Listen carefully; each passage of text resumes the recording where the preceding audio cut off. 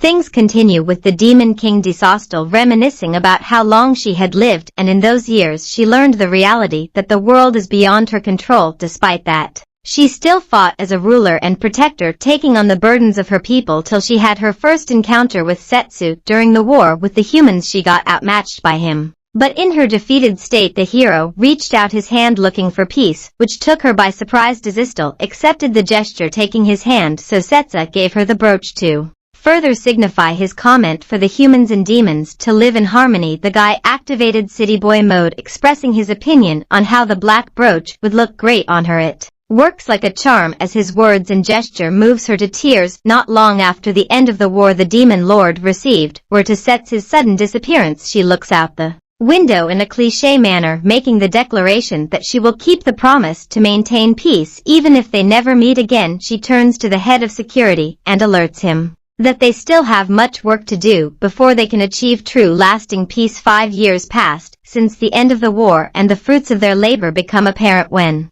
DESU all goes for a stroll around the city market. She is greeted with happy faces as her subjects indulge in the fresh produce from their trade with the humans. With this newfound stability, demons from other regions have migrated around, bringing value and resources from their homeland. As she and Vlad bask in the view, the pennant that Setsu gave her suddenly cracks. They think nothing of it and take it to the human world for repair. Not long after this incident, the Demon King receives an urgent report that the humans have launched an invasion campaign. DESU doesn't jump to conclusions till they get a full grasp of the situation, as she still wants to maintain the peace, so she gathers all her top officers for an emergency war meeting and orders the preparation of their army to protect their homeland. She also sends 2 emissaries to the human land to hear from their leadership, because she senses that there is something off in the face of this sudden attack. She still aims to keep her promise to Setsu. Meanwhile, the market is empty as the citizens stay indoors while the army moves supplies for their defense. However, the soldiers are a little confused because they don't remember facing such huge armored enemies when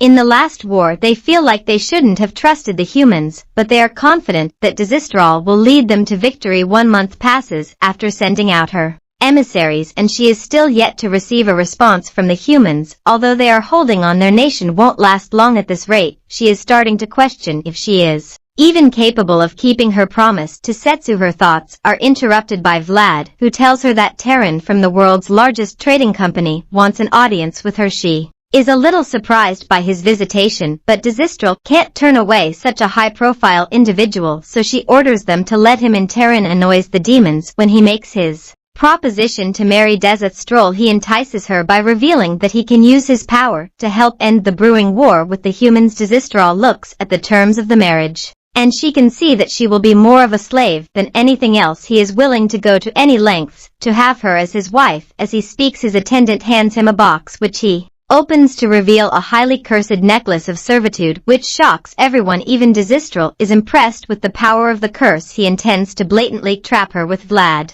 pleads with his master not to even entertain such a nonsense proposal. However, she gestures for him to be quiet before asking Terran to give her some time to think. He's happy to wait, but reminds her that her situation is a little more time-bound. He smugly excuses himself, knowing full well the Demon Lord has no other option. DESU spends her days contemplating till Setsu flashes into her mind, which jolts her. She feels trapped, as it seems like Terran's proposal is the only way to peacefully prevent the escalation to a full-blown war. Vlad comes to the Demon King and pleads for her not to accept that ridiculous offer. Their army is ready to fight to the last man if need be. She's already aware of this, which is why she must accept it to prevent that from happening. But Vlad lets her know that he will not give in to this arrangement. Before leaving, DESU remembers Setsu's saying she looks good in black and wonders what he would think seeing her getting married and white against her wishes. All the while, Terran leaves the territory of the demons. A little surprised that it was so easy to convince DESU, he addresses a hooded guy, happy that he decided to use his company to help them with their plan. With this sinister partnership, they have to Demon Kingdom in their control, and he has the Demon Lord as his wife. It is revealed that they launched the simultaneous attack on both kingdoms with the giant magic soldiers to spark the conflict. Terran suggests they pull them back, but the hooded guy refuses, as it is against the wishes of his master. The day of the wedding arrives. And on one side of the building the demons sit livid that their ruler is about to marry the enemy. On the other side the elites of the human world sit happily chatting among themselves. The hooded guy and his subordinate stand around the security. The bell rings to signal the arrival of the bride. The door opens, and everyone gasps in amazement as DESU straw dazzles them in the white dress. Taryn smugly looks at her as she walks herself down the aisle. The priest gets on with the formalities and Taryn presents the highly cursed necklace and announces that this marriage will be more of a master-servant relationship rather than a conventional relationship, but in exchange he promises eternal prosperity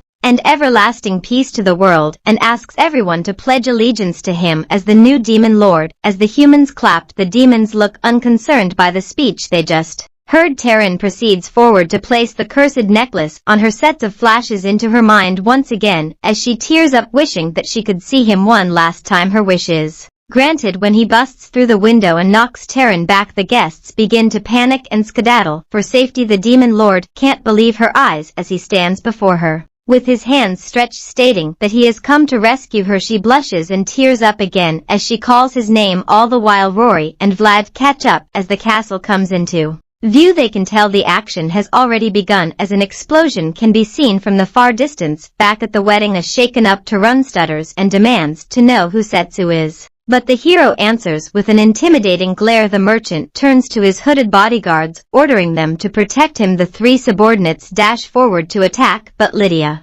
intercepts the midair and takes them out with some water bending. Like her name is Katara, Desertril is happy to see her, but the ocean god comments that the demon lord doesn't look good in white. Lydia turns to Taryn ready to fight, which causes him to flee in fear. The unit leader of the hoods appears and launches a shadow attack that captures Lydia, and he tries to finish her off, but Setsu breaks the attack with one swipe of his sword. He then flash steps behind the hooded guy and hits him with a powerful punch that sends him flying. He lands beside a terrified Taryn. Setsu, who prepares to make them pay for making Dezistrel cry. The hooded guy recovers relatively quickly and gets up, surprised that Setsu, the hero, has made an appearance after a long hiatus. He comments how he must report this stunning development to his master. This catches Setsu's attention. The hooded guy attacks, but the hero stops it with his bare hands and counters with a sword. After a brief exchange, Setsu against the upper hand and knocks his foe to the ground. The hero knows that the hooded guy is not fighting at full strength. The assailant confirms his statement that his priority is to notify his master. For now he bids them farewell as he escapes, leading Taryn to fend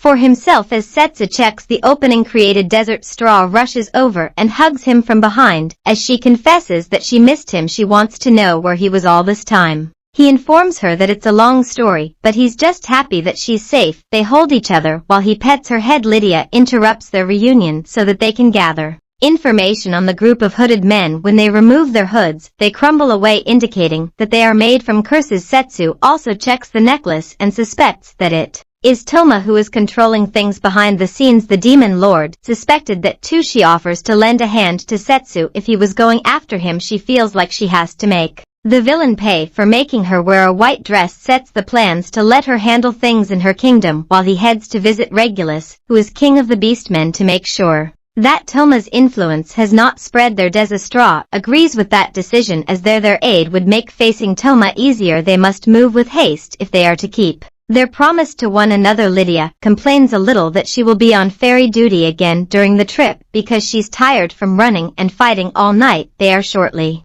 joined by Vlad and Rory. The head of security begins to whine when he sees how much of a mess the place is. Rory rushes over to Setsu, hoping the rescue was a success. She is happy to hear that everything went on well. She gives Set to the brooch so that he can be the one to present it to Desistral. Since the gesture has more sentimental value, the hero unveiled it to the demon lord, which surprises her. Setsu attaches it to her neck for the second time. In the aftermath, Taryn is taken into custody while the place gets restored. Desistral, Vlad and Ruri Sandliva and Setsu on the next part of their journey. The demon lord wants to accompany them, but she has more pressing issues to attend to. Ruri has decided to stay in the demon kingdom as Dexistral has allowed her to open jewelry store in the market. With this opportunity, she can finally live her dream life. Setsu is happy to hear this. They are waved off as they proceed forward. That brings the episode to an end.